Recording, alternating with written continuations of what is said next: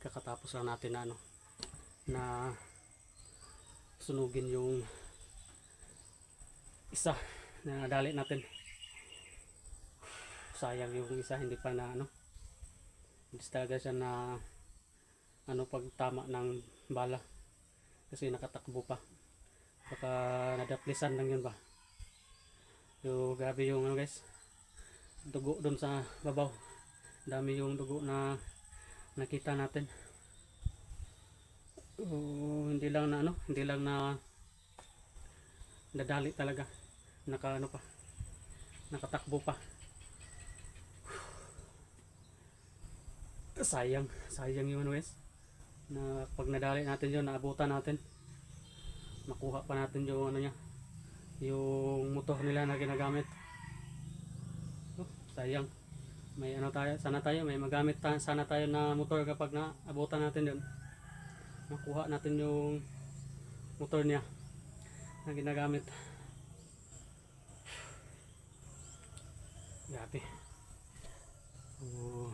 Buti na lang guys, tayo yung tayo yung una nakapansin sa kanila. Napansin natin agad na nandyan sila sa taas.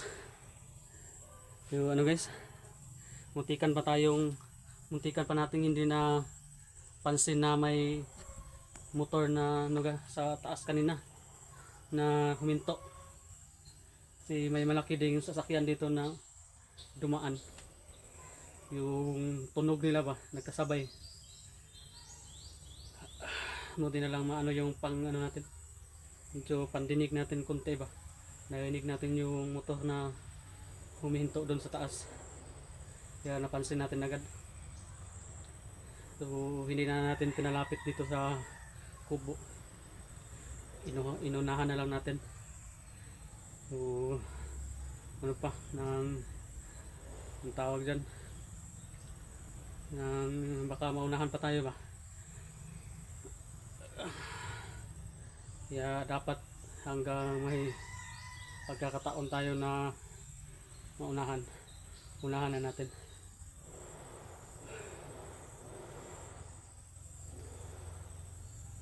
Yung nakapag pa yung isa guys, nakipagpalitan pa ng putok. Kasi yung isa gumagapang na dito papunta na dito sa kubo. Buti na lang naka plaster tayo agad dun sa medyo yung may masuksukan ka na madamuhan. Nadali natin yung isa, pero yung isa sayang, nakatakbo.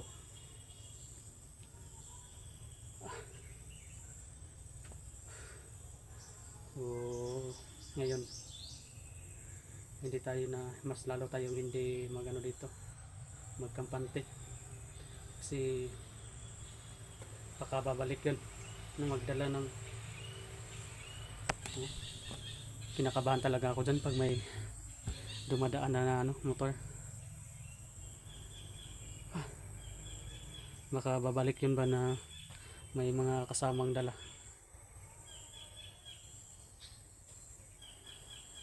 Plano talaga nila na dito guys, na pasukin yung kubo.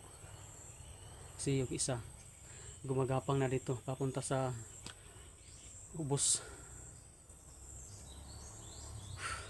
Ay, grabe.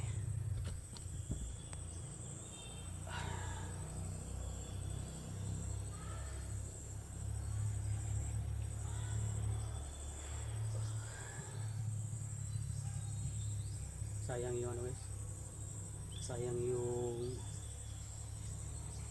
isa na nakatakbo, na dala niya yung yung motor niya. Siguro kung naabutan natin yun, nadali din natin yung isa, makuha natin yung yung motor nila ba. May magagamit na sana tayo pag natin yung motor nila na may embargo natin.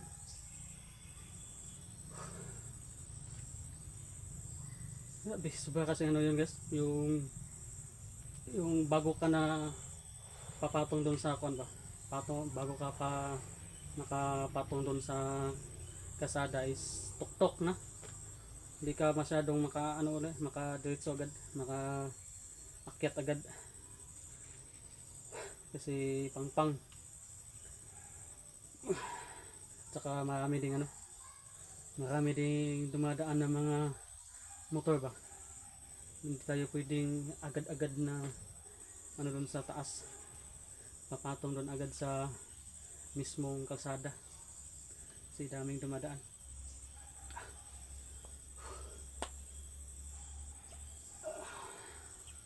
Grabe.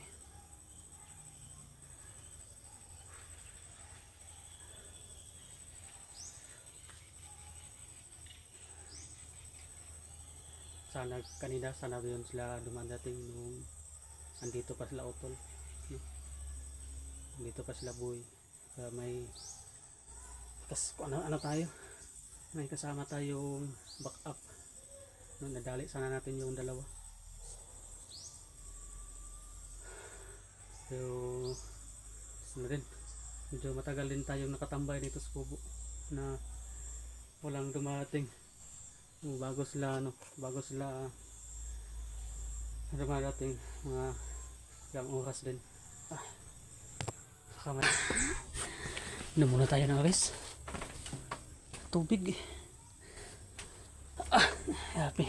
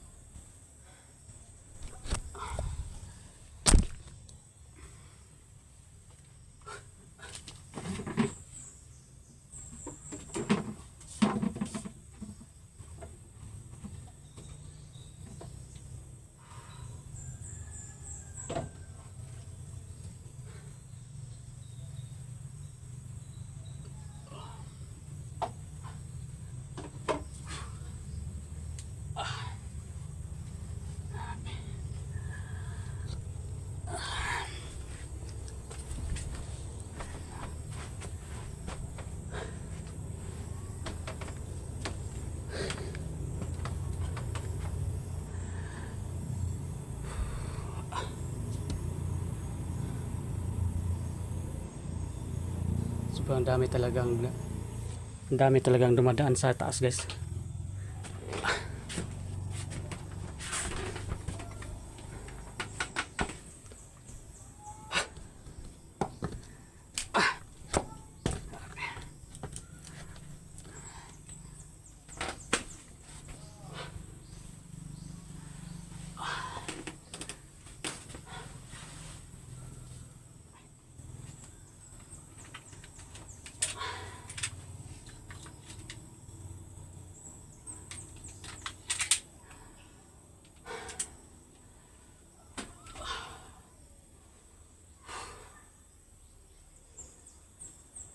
So ngayon, dito pa rin tayo sa kubo, no? Tambay pa rin tayo dito, no? Hanggang dumating sila, makabalik sila Boy at saka si Putol, no? Hintayin natin dito. Hindi tayo alis dito, guys, pag walang dito, no? Hindi sila darating.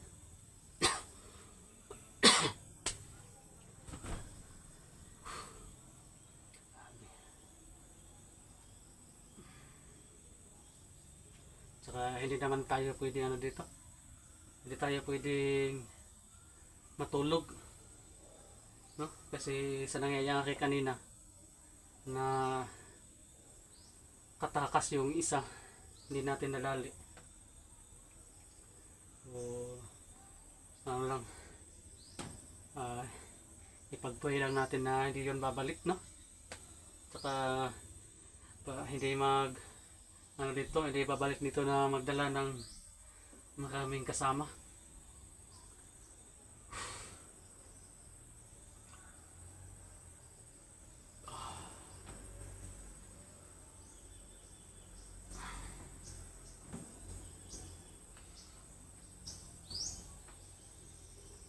So siguro ngayon may man dyan, may bigas man dyan akong nakita.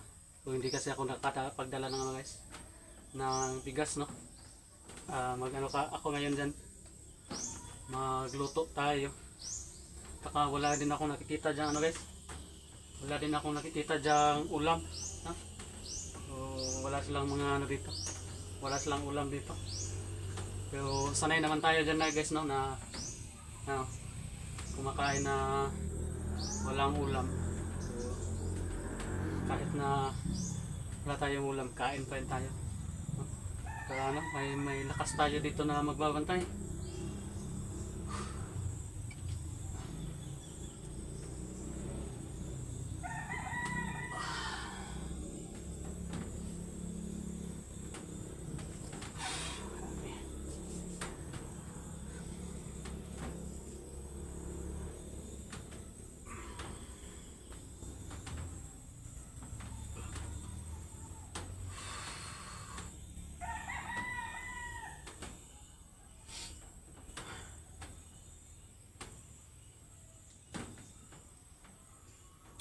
Grabe, yung ano talaga nung nakapatong ako doon sa taas. Yung pwesto ng kubo dito ay ano talaga ng tanaw na tanaw talaga doon sa taas. Kaya madali nilang ano mas pabor sa kanila na magmanman dito ba sa gikan sa doon sa taas. Makatanaw lang na tanaw talaga nila dito yung kubo. Tama yung ano, yung sabi ni Utol kanina na yung dyan sa harap doon sa taas malagyan ng ano, lagyan ng pader ano, para pag andun sila sa taas hindi agad makikita dito yung mismong kubo ba, yung pader lang yung makikita nila. Yun yung ano. Pero ang disadvantage lang nun guys, kasi pag may pader na dyan, pag nandito ka sa loob, hindi mo makikita agad yung nasa taas, no? Hindi mo agad makikita kung may nag-aligid-aligid ba dyan. Yan lang yung ano na, disadvantage niya. Kasi pag walang pader dito, pag tingin mo lang dito sa ano, dito sa bintana, tingin mo dito sa bintana, kita mo agad doon sa babaw, no? Pag may pader dyan, yung sinasabi ni Utol na pader dyan paana, so hindi nila makikita yung kubo dito sa baba. So at saka yung tao din dito sa kubo hindi rin maka ano agad dyan sa babaw, no? Hindi rin agad makikita kung may ano ba dyan sa babaw. So yun lang yung ano niya, yung disadvantage niya. No? So iwan ko kung anong mas iwan ko kung anong mas magandang gawin dyan, no? Kung lalagyan ba ng yung pader o paano naman paano naman maglalagay ng pader dyan ko. Walang pang ano, pang gasto. Ay, grabe.